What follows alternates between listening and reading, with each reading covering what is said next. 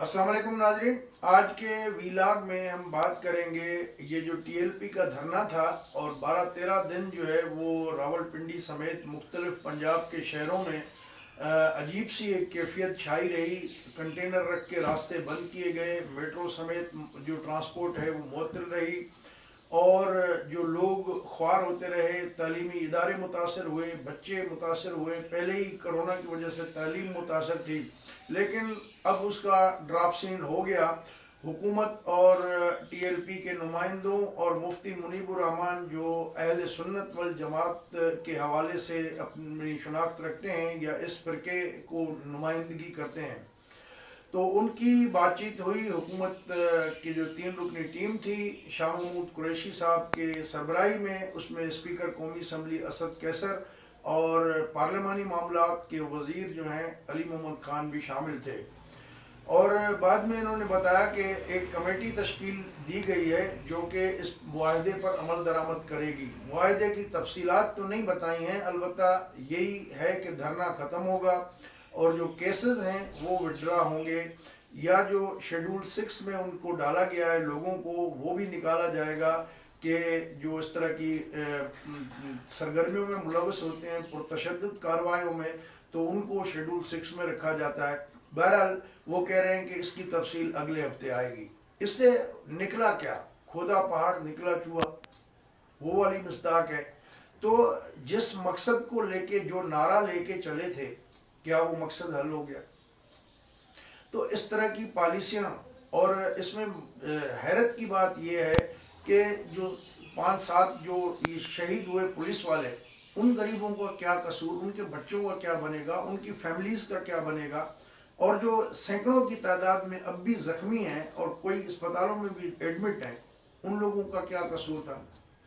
ये किस तरह की रियासत है? और इसमें हम देखते हैं कि रियासत की, हुकूमत की एक कंफ्यूज पॉलिसी नज़र आती रही। एक वज़ीर कोई एक बात करता रहा कि जी टीएलपी का नुकसान भी हमारा नुकसान है और जो पुलिस वालों का नुकसान है वो भी हमारा नुकसान। अजीब लॉजिक है।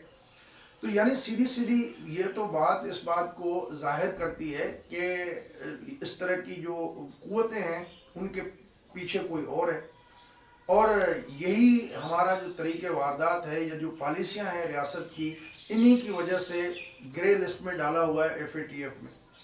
और ज़ाहिर है कि अब दुनिया, टेक्नोलॉजी इतनी आगे आ गई है, अब किसको बेवकूफ़ बनाएंगे?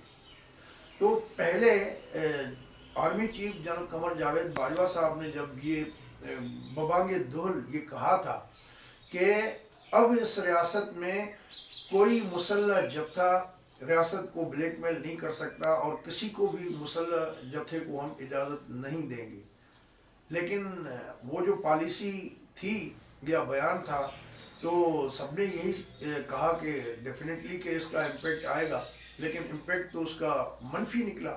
अभी भी वही पुराना काम चल रहा है कि जब तक पुलिस वाले सामने आ रहे थे उनको शहीद किया जा रहा था, उन पे फायरिंग हो रही थी, उनको गोलियां मारी जा रही थी। जब वजीराबाद में काफिला पहुंचा है और उनकी जो फर्स्ट डिफेंस लाइन्स यानी रेंजर्स को बुलाया गया, और जब रेंजर्स सामने आई और रेंजर्स ने उनके ऊपर शेलिंग की, तो यही मुसल्लह जत्था जो पुलिस पे सीधी गोलियां मार रहा था, वो लोग वापस चले गए शहर के अंदर।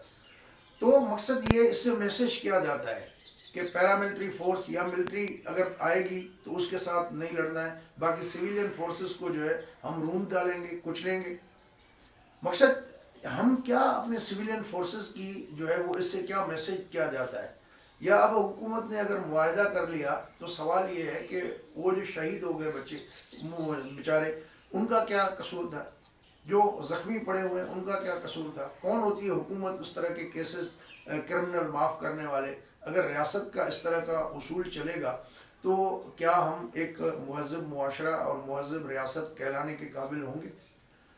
दूसरी तरफ हम देखते हैं कि बलूचिस्तान हो या सिंध हो, मिसिंग पीपल होते हैं।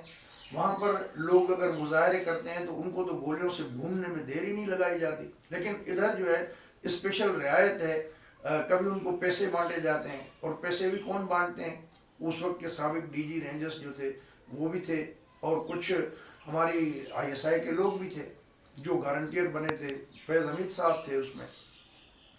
تو اس طرح کے اداروں کو ڈیل کرنے کے حوالے سے جب ہمارے ریاستی اداروں کے ذمہ دار لوگ اس طرح کی چیزیں کریں گے تو ڈیفینیٹلی سوال بھی اٹھیں گے.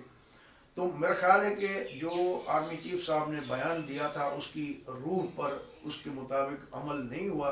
اور اگر ہمیں اس مہذب دنیا میں آگے بڑھنا ہے اور اپنی 74 سالہ تاریخ کی غلطیوں سے سبق نہیں سیکھنا تو پھر ہمارے لیے آگے مشکلات ہی مشکلات ہیں.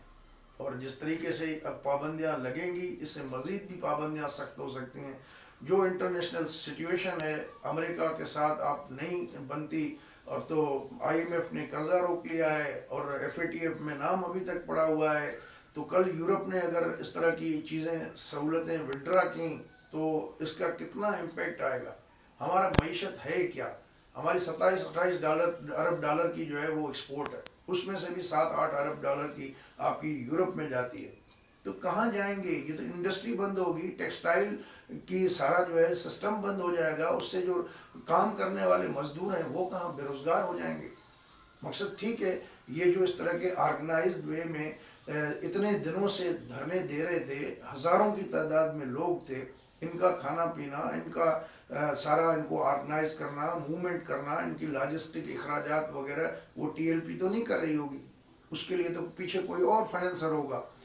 تو اگر ہم چاہتے ہیں کہ حقیقی معنی میں اس ملک میں بہتری کی طرف آگے بڑھنا ہے تو اس طرح کے سرپرستوں کو ڈھونڈیں. معاہدے سے مسئلہ حل نہیں ہوگا, یہ ڈنگ ٹپاؤ پالیسی نہیں چلے گی. پہلے جو شیخ رشید صاحب نے معاہدہ کیا تھا اس میں کیا یہ کرائی تھی نا ان کو یقین دہانی کہ ہم فرانس کے سفیر کو نکالنے, فرانس کا سفارت خانہ بند کرنے کی جو قرارداد قومی اسمبلی میں پیش کریں گے, پھر قومی اسمبلی پاس کرتی ہے یا نہیں کرتی. تو مقصد اس طرح کی قسم کی کسی مسلح گروہ کو یقین دہانی کرانا بھی ایک جرم ہے. میں تو کہتا ہوں کہ یہ جو جھوٹی خبریں پہ آپ قانون کی باتیں کرتے ہیں, سب سے پہلے تو کیبنٹ کے لوگ جو اس طرح کی حرکتیں کرتے ہیں ان کے خلاف کارروائی ہونی چاہیے, تاکہ کس طرح کون سی ایک جو ہے وہ ایک رسپانسیبل اسٹیٹ جو ہے اس کے رسپانسیبل فنکشنریز جو ہے وہ اس طرح کی حرکتیں کریں. مقصد ہے اس پہ ہمیں بالکل اپنی دامن کو دیکھنا ہوگا کہ ہم کس طرف جا رہے ہیں, دنیا کس طرف جا رہی ہے. اور ابھی تک یہ ملا پال پالیسی جو ہے وہ اس کو ہم نے کنٹینیو رکھنا ہے. جس طریقے سے یہ دھرنا دیا گیا اور جس طریقے سے اس کو ڈیل کیا گیا یا ابھی بھی جس طریقے سے معاہدے کیے جا رہے ہیں تو یہ کوئی مستقل حل نہیں ہے. یہ اگر ریاست سیریس ہے تو اپنی کنفیوز پالیسی کو کلیئر کرنا پڑے گا.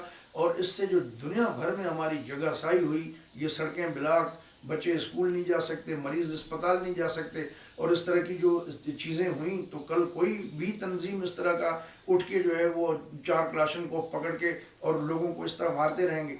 تو ہمیں اگر مہذب معاشرہ, مہذب ریاست بننا ہے اور ایف اے ٹی ایف کے جو ہے اس سے بچنا ہے تو ہمیں اس طرح کے اقدامات بھی کرنے ہوں گے. ورنہ تو پوری دنیا میں ہماری جو جگہ سائی ہوئی یا بدنامی ہوئی, اب اس سے کام صرف اتنا نہیں محدود رہے گا, اب بات پابندیوں تک جائے گی اور دنیا سے کٹ کے پاکستان نہیں رہ سکتا. اس پہ ہمیں سوچنا ہوگا. دوستوں, اگر یہ پروگرام آپ کو اچھا لگا ہو تو اپنے دوستوں کے ساتھ شیئر کیجیے گا. اگر ہمارا چینل سبسکرائب نہیں کیا تو اس کو سبسکرائب کر دیں اور اپنا خیال رکھیے گا. اگلے پروگرام تک اجازت دیں. اللہ حافظ.